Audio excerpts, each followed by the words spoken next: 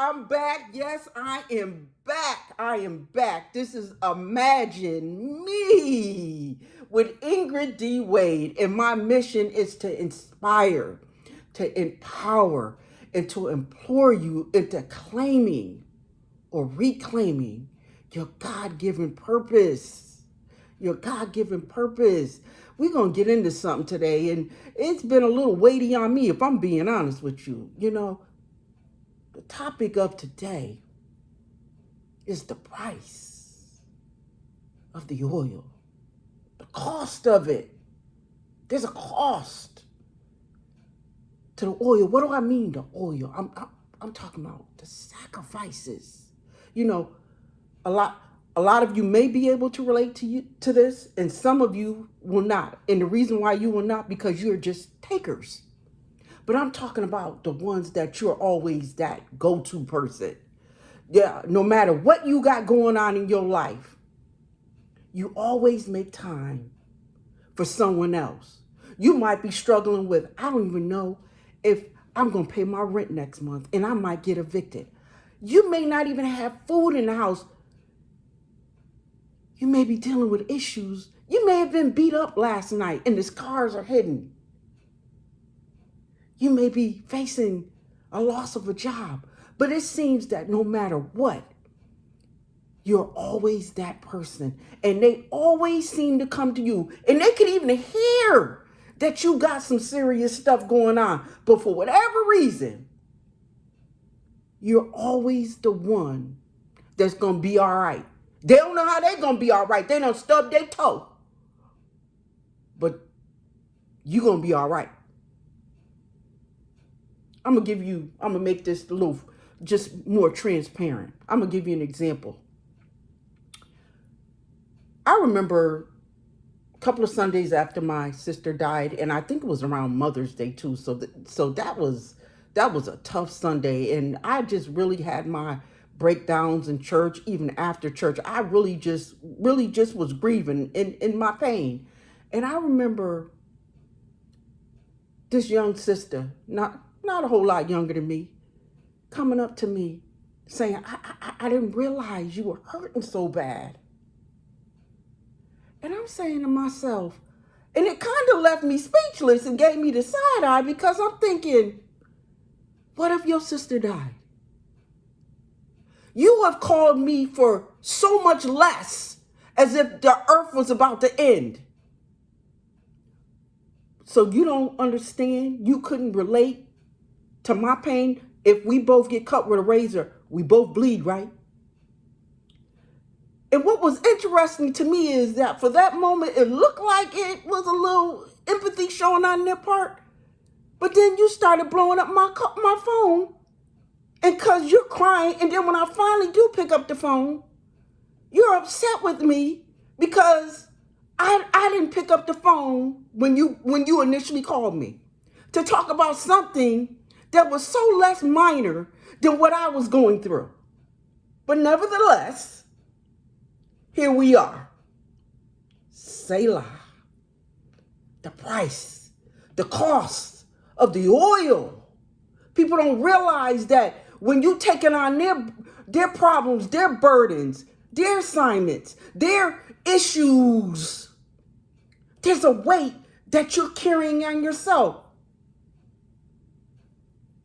And no position or title prepares you for the weight of somebody else's stuff. Because a lot of times you don't even know what's coming at you. And don't tell me, well, you were a former first lady and and that's your job, that's your responsibility. Show me that biblically. Show me a scripture where it says that this is what I'm supposed to do. Because in all of it, we are all called to serve. Let me give you an example. Mark 10:35. Now, mind you, Jesus had his 12 disciples, but there was 3 that was in his intimate space. James, John, and Peter. Now, this is the 3rd time that Jesus told them, when you hear the word Jerusalem, Jerusalem should be like flashing neon lights. If you don't understand anything else. When I go to Jerusalem, I'm going to be betrayed. I'm going to be arrested. This is Jesus talking, telling his disciples, I'm going to be beat. I'm going to be whipped. I'm going to be spit on. I'm going to die a horrendous death. Jerusalem, and this is where you're headed next. This is where they're all headed next. Selah.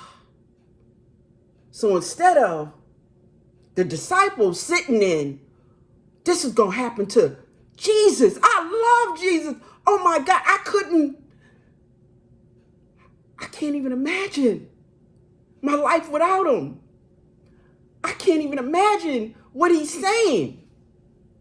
Sitting in his pain. Because mind you, he done showed them stuff. Can you imagine the stuff that's probably not even in the Bible of the stuff that he shared with his 12, especially the 3 in his intimate space? His vulnerabilities, his heart. Whoo, his heart. He showed them his heart. And after saying all that, James and John, the one whom Jesus loved, according to the Bible, according to him, meaning he was the favorite one, he was the chosen one. That's what it says. The one whom Jesus loved, just saying. Pulls him to the side and says, will you do for us whatever we ask of you? You want him to do for you. He just told you for the 3rd time, we get ready to head to Jerusalem, neon lights. Instead of what can we do for you, Jesus? How can we make this? Because you're omniscient, you're all-knowing. You know what kind of death you're going to suffer. You know the cruelty of what you're going to endure. You know how much you're going to be humiliated and sacrificed for me, for you. He's an innocent person about to take on the cruelty of Christian religious men. And they come to him and say, can you do for us? This is James and John, Mark 10:35. Can you do for us? Can you do something for us?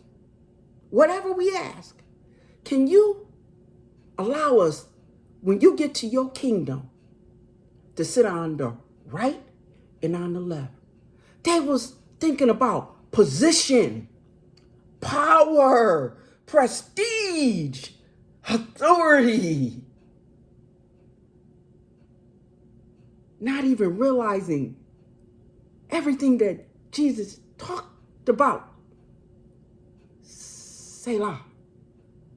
My kingdom isn't here on earth. I'm not coming to be ruler over Israel. My kingdom is in heaven. Selah. So all that time, you're not even listening to what I'm saying to you because you want my hand. What I can do for you.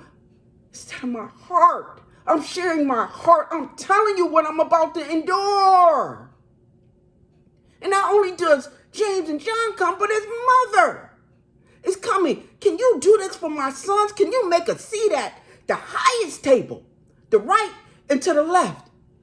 And Jesus is saying, what you asking, first of all, is not from something I can give to you.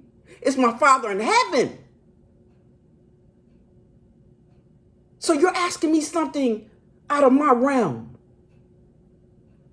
But not only that,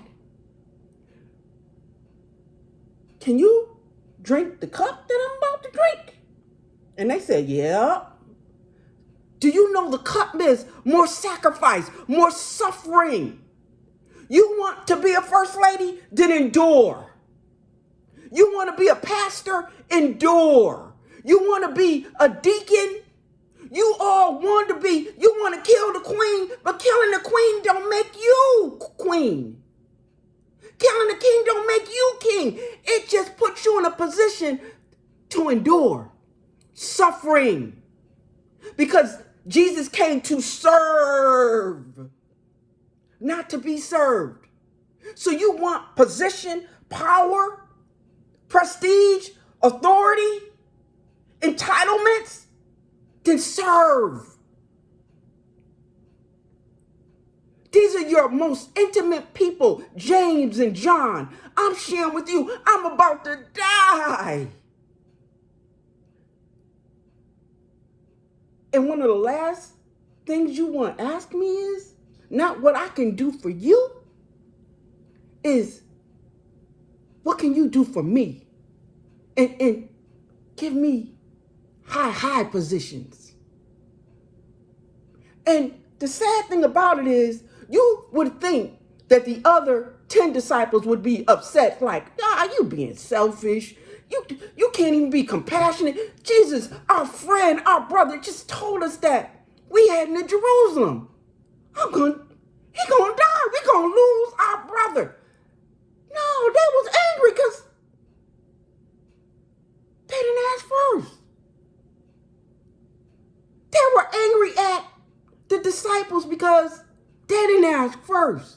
They didn't think of it first. They didn't come to him first.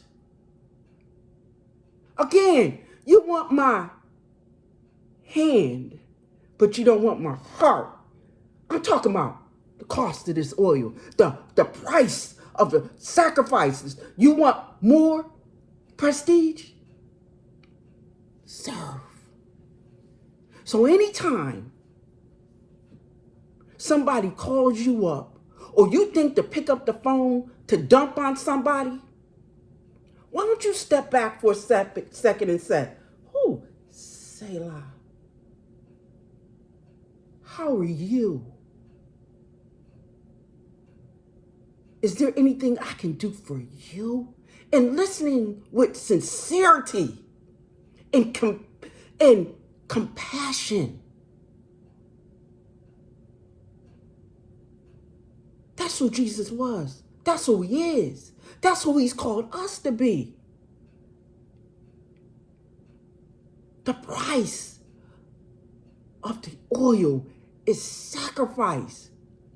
So you can always be the one getting and receiving. Offer. You want to know how I know when a person is close to God? It's not just because you're just out there serving. Because it's more to that. It's intimacy. It's time. It's authenticity. It's patterns. It's consistency. And behaviors.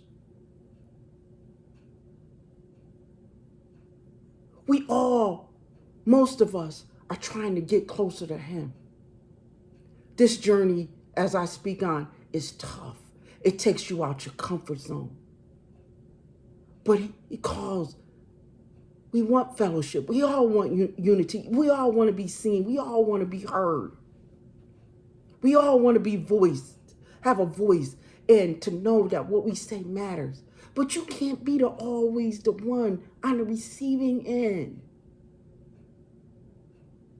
Take a break, a breath, and just say, what do you need? How can I help? This is Ingrid D. Wade with Imagine Me. And my mission is to inspire, empower, and implore you into claiming and reclaiming your purpose. And sometimes it's going to be hard conversations. God bless.